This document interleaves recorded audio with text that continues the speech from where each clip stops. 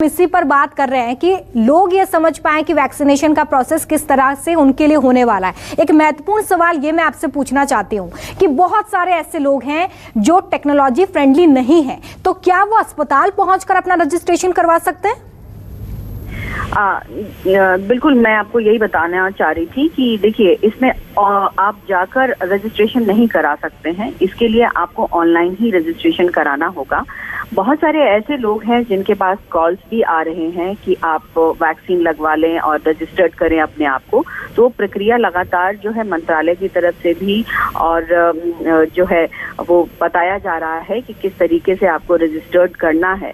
साथ ही साथ देखिए, ब्लॉक लेवल पर या फिर स्टेट लेवल पर भी लोगों के पास जाकर भी उनको बताया जाएगा। और जहां पर ये भी स्पष्ट किया गया है कि अगर कहीं किसी को समझ नहीं आ रहा हो तो उसको डिस्ट्रिक्ट या ब्लॉक लेवल पर बताया जाए, समझाया जाए कि किस तरीके से रजिस्टर्ड करना। लेकिन फिलहाल जो है ये आप ओवर द काउंटर्स नहीं कर सकते हैं कि आप वहां पर पहुंचे और अपने आप को रजिस्टर करें, या आपको पहले ही से करना होगा।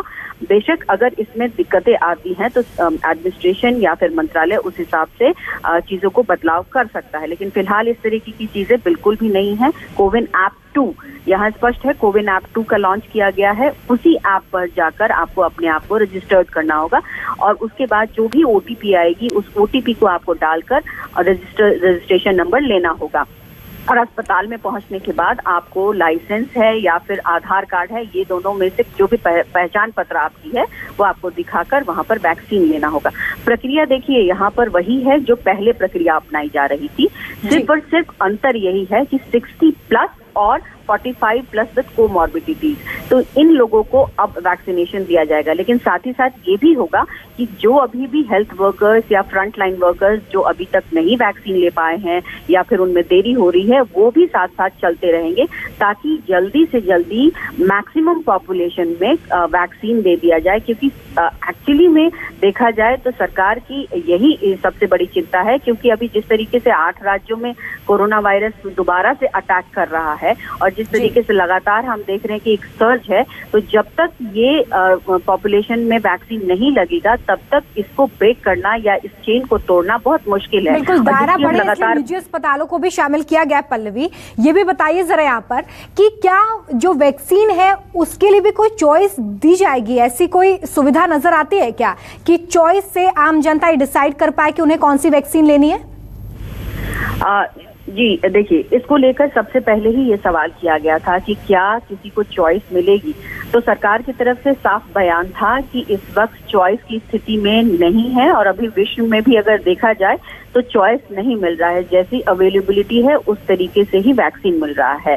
सरकारी अस्पतालों में खासकर की जो सेंट्रल गवर्नमेंट के अस्पताल हैं वहां पर कोवैक्सीन दी जा रही है और बाकी जगहों पर कोविशील्ड। खासकर की अगर हम प्राइवेट अस्पतालों की बात करें या फिर दिल्ली के जो अस्पताल हैं उनमें कोविशील्ड दिया जा रहा है। अरविंद केजरीवाल यानी दिल्ली के मुख्यमंत्री ने ही ये डिसाइड किया था कि कहाँ कौन सी चीजें मिलेंगी। तो ये पहले से ही स्पष्ट हो चुका था कि सेंट्रल गवर्नमेंट के अस्पतालों में कोवैक्सीन मिलेगा और बाकी जगहों पर कोविशील्ड। लेकिन इस वक्त आप चॉइस नहीं ले सकते। अगर मैं चाहूँ कि मैं प्राइवेट अस्पताल में जाकर कोवैक्सीन लगवाऊं तो वहां संभव नहीं है। जो अवेलेबिलिटी जिस वैक्सीन की होगी वही वैक्सीन दिया जाएगा। जी चलिए, पल्लवी मेरे साथ बनी हुई है, सहयोगी जुड़ गए, उनका भी मैं रुख कर लेती हूँ। मनीष, आज से कोरोना पर दूसरा प्रहार होने जा रहा है, क्या वैक्सीनेशन की प्रोसेस को लेकर तैयारियां हैं? ये हम तक पहुंचाइए, दर्शकों को ये बताइए कि कैसे वो वैक्सीनेशन की इस प्रोसेस में शामिल हो सकते हैं, कैसे टीका ले सकते हैं।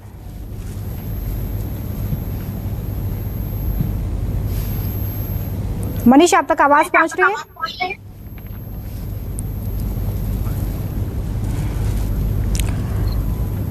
मनीष, आज वैक्सीनेशन पर दूसरा जो प्रोसेस है वो शुरू हो रहा है, कोरोना वैक्सीन का दूसरा प्रोसेस शुरू हो गया है और किस तरह की तैयारियां हैं ये जरा बताइए। लेकिन अमित आपको बता दें कि सरकारी जो अस्पताल में वहां पे तो वैक्सीनेशन होगा, वहां पे बिल्कुल मुफ्त जो है वैक्सीन लोग लगा सकेंगे। लेकिन प्राइवेट अस्पतालों में उनकी जो पहचान की गई है, विन ऐप पे जाके लोग रजिस्टर करा सकते हैं, जो कोविन ऐप है उसको लेकर, और उस पर जाके लोग वैक्सीनेशन प्राइवेट अस्पताल में भी ले सकते हैं। लेकिन सबसे महत्वपूर्ण ये है कि प्रधानमंत्री ने खुद आज एम्स में जाकर वैक्सीन ली है। उन्होंने आपको कोवैक्सीन उन्होंने ली है, क्योंकि आपको पता है एम्स में जो वैक्सीन लगता है वो कोवैक्सीन है। कोवैक्सीन को लेकर कई तरह की भ्रांतियां जो है वो फैलाई गई हैं, उसको खत्म करने के लिए प्रधानमंत्री की तरफ से ये प्रयास किया गया है। उन्होंने खुद आज सुबह में 7 बजे ये कोवैक्सीन लिया है, और उन्होंने देशवासियों से अपील की है कि बढ़ चढ़ के वो वैक्सीनेशन कार्यक्रम में वो हिस्सा लें। और आपको पता है 45 साल के, हालांकि 60 साल से जो ऊपर के जो बुजुर्ग हैं उनको तो वैक्सीन लगाया जाएगा ही, साथ ही 45 साल से जो ज्यादा उम्र के लोग हैं जिनको कुछ बीमारियां हैं वो भी वैक्सीन जो है वो ले सकेंगे आज से। तो जाहिर पर ये चलिए, बहुत शुक्रिया मनीष इस तमाम जानकारी के लिए। पल्लवी मेरे साथ जुड़ी थी जो वैक्सीनेशन के पूरे प्रोसेस को लेकर आप तक जानकारी पहुंचा रही थी, उनका भी बहुत शुक्रिया। तो देखिए, आज से दूसरे चरण की शुरुआत वैक्सीनेशन की शुरू हो गई है, और ऐसे में तमाम तैयारियां की गई हैं। निजी अस्पतालों को भी इस दायरे में लाया गया है ताकि वैक्सीनेशन की प्रोसेस को जल्द से जल्द लोगों तक। नमस्कार, मैं हूं मानक गुप्ता।